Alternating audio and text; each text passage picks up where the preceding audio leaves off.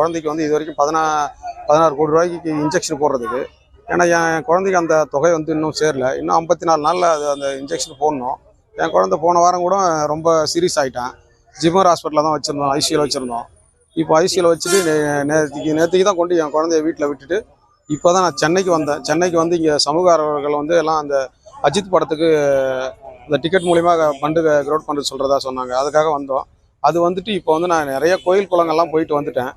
இப்போதைக்கு இங்கே நம்ம கேப்டனுடைய சன்னதிக்கு வந்துட்டு சரி இவராவது நமக்கு கடைசியாக நம்ம குழந்தைக்கு ஏதோ ஒரு உதவி பண்ணுவாருன்னு அவருடைய சன்னதிக்கு வந்திருக்கிறேன். இங்கே இன்னும் என்னை பார்த்துட்டு இருக்கிற இப்போ பொதுமக்கள் அனைவரும் என் குழந்தைக்கு இன்னும் உதவி பண்ணுமாறு அன்போடு கேட்டுக்கிறோம். இங்கே வந்தது எப்படின்னா, நான் இது வரைக்கும் நாங்கள் கடலூர் எல்லா இடத்துக்கும் எல்லாரையும் பார்த்துட்டோம்.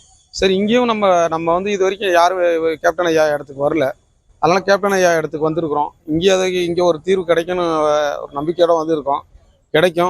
கிடைக்கணும் என் குழந்தைக்கு. ஏன்னா என் குழந்தைக்கு 4 நாள் இன்னும் நெருங்கிட்டு இருக்கு. என் குழந்தை ரொம்ப ரொம்ப மெலிஞ்சு போயிட்டு இருக்கிறான்.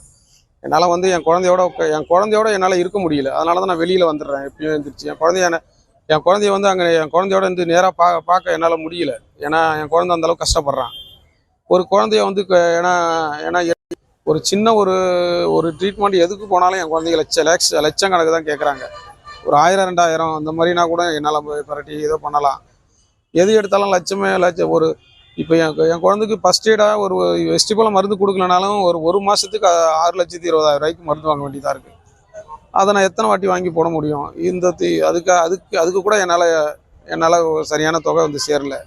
இருக்கிறத நான் வச்சுக்கிட்டு நான் என் பிள்ளைங்க அங்கேயும் இங்கே இழுத்துட்டு இப்போ ஹாஸ்பிட்டலுக்கெல்லாம் போகிறதுக்கு என்னால் முடியல. இதையும் பார்த்துட்டு பொதுமக்கள்கிட்ட உங்களோட வந்து ஃபண்டுக்கு நான் வந்து நின்றுட்டுருக்கேன்.